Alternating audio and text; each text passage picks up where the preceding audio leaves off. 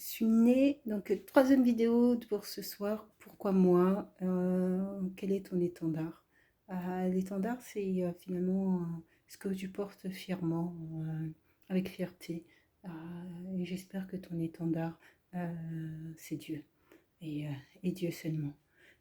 Moi, je suis née, comme je l'ai indiqué, le 20 février 1983 en Côte d'Ivoire. Donc, je suis une Ivoirienne. Ivoirienne avec des parents ivoiriens. Ma mère s'appelait Kodaou Etia Marguerite. Elle est décédée en 2017.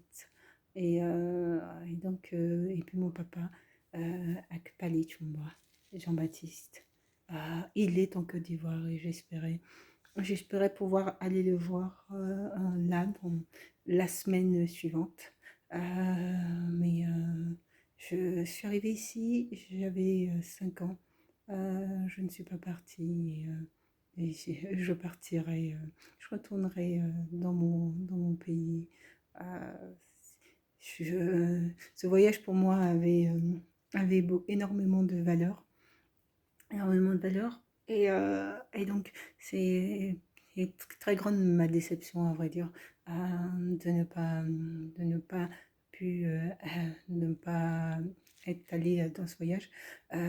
Ces personnes qui finalement, je j'ai plutôt l'impression qu'en fait, c'est une mauvaise information qu'ils m'ont donnée et que le visa, c'est à l'arrivée en Côte d'Ivoire qu'il aurait fallu, s'il fallait, en plus, j'insiste bien, il aurait fallu le payer. Je pense que c'est une mauvaise information qui finalement aura abouti à ce que je ne prenne pas et que je n'aille pas en vacances en Côte d'Ivoire. Au poteau derrière, en refusant, après je ne m'arrête pas à la parole d'un agent au téléphone, il faut un écrit, les éléments d'information qu'il m'a transmis m'amènent surtout à me questionner. Ce que je redoute, c'est qu'en fait, ce soit eux qui, au poteau qui mentent et en faisant croire que je n'étais pas présente pour prendre mon avion. Et qu'en fait, soit je suis arrivée en retard pour prendre l'avion, et que c'est le motif pour lequel, et c'est pour ça qu'ils refusent de me rembourser. Dans ce cas-là, il faudrait aller sur un litige. Heureusement, je prends des photos régulièrement et qu'il y a les horaires auxquels j'ai pris les photos, autant dans l'aéroport, dans le parking notamment de l'aéroport lorsque je suis arrivée, et puis les vidéos également. Et donc voilà, et donc je pense que c'est surtout c'est une forme d'arnaque simplement. Et dans ce cas-là, comme j'ai dit, ça m'embête parce que bon, le mieux c'est que demain je puisse repartir direct. Là lundi, je me rendrai dans leurs locaux et je suis en droit en tant que cliente d'avoir une réponse à mes questions. J'ai souscrit à une option. J'ai souscrit à une option et cette option, en l'occurrence, n'est pas... cette option, en l'occurrence, donc que j'ai souscrit, est censée normalement permettre le remboursement dans les 3 jours ouvrables des sommes demandées en remboursement.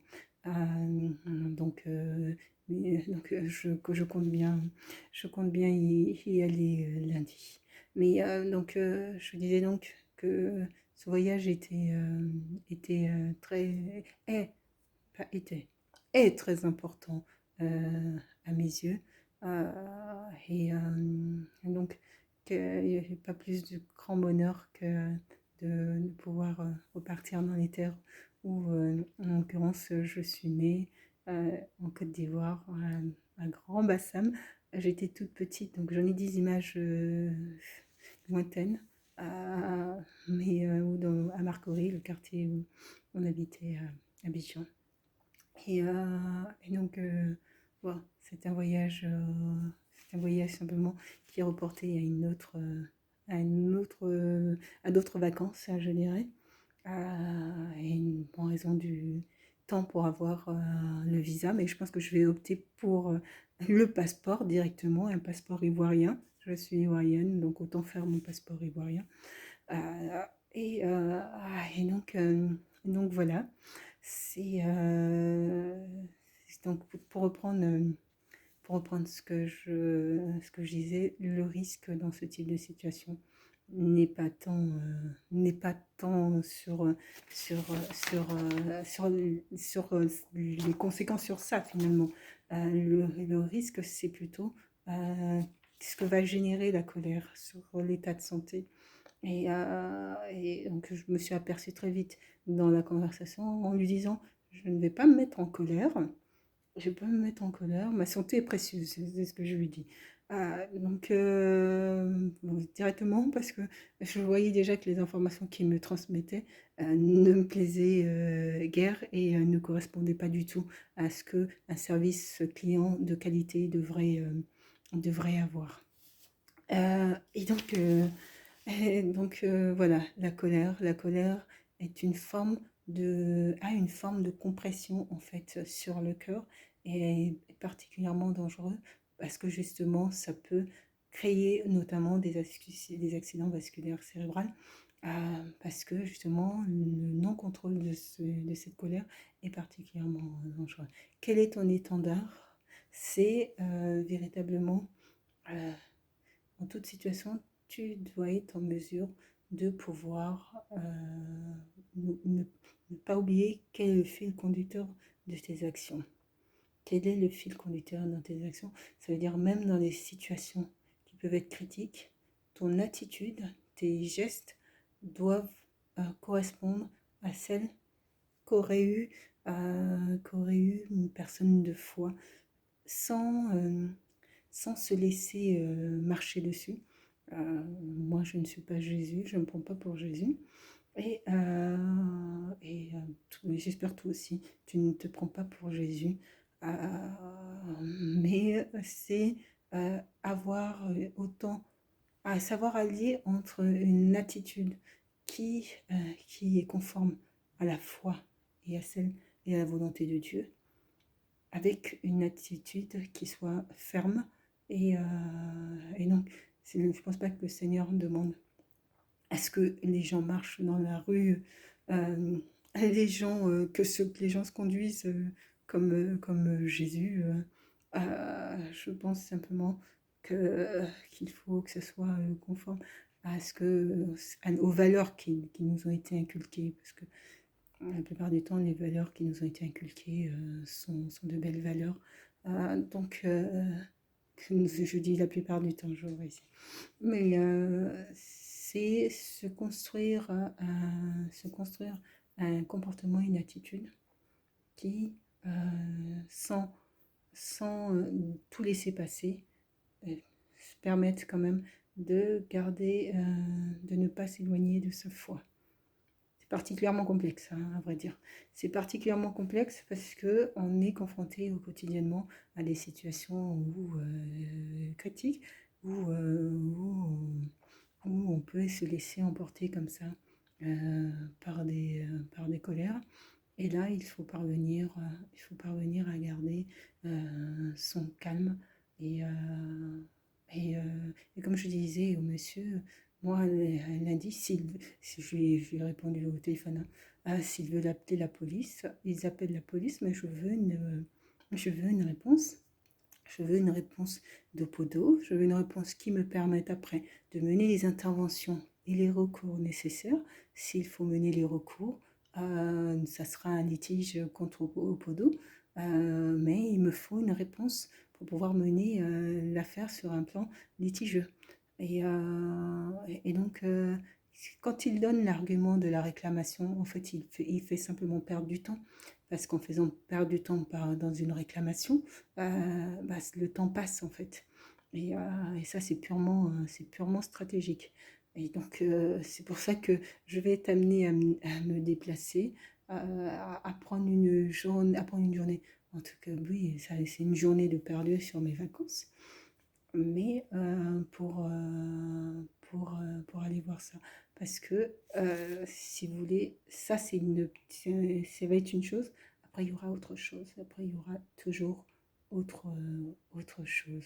Et en plus, je suis une maman célibataire. Célibataire, je gère non seulement mon quotidien de maman, euh, mon quotidien de chef d'entreprise, puisque je suis assistante de service social libéral, donc non seulement je gère l'administratif de mon entreprise, mais c'est moi qui travaille, je suis auto-entrepreneuse.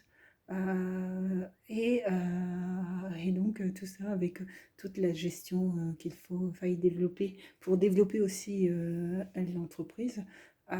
Bon, ça demande une gymnastique du cerveau assez pointilleuse, ça, parce que il faut organiser et il faut essayer de ne pas oublier. Et puis, il faut aussi prioriser aussi.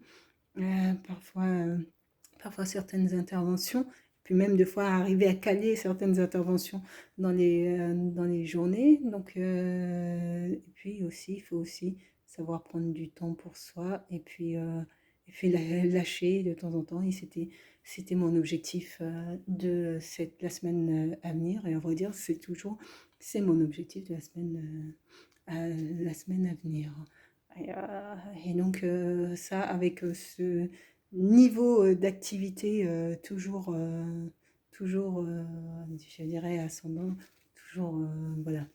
J'ai toujours un certain nombre d'activités quotidiennes assez importants donc, bon, je dirais que je me plains pas parce que bon, c'est un rythme que je parviens je parviens à gérer mais qui demande aussi d'avoir une certaine maîtrise aussi au niveau plus santé et éviter justement des situations qui peuvent amener à des colères qui finalement, avec le recul, auraient nécessité d'autres interventions qui, voilà, qui résoudraient. Donc, savoir tempérer et avoir la bonne attitude et ne pas oublier. Et ne pas laisser non plus. Nous ne sommes pas Jésus. Et pour moi, pour ma part, je ne souhaite plus, je ne souhaite pas avoir d'images comme c'est les images qu'on peut voir évoquant son parcours. Euh, c'est, euh, moi, je préfère voir d'autres images, véritablement de personnes qui ont la foi, mais aussi qui aussi se défendent. Donc, donc voilà. C'est fini pour ce soir. Donc, retour donc dans mon appartement que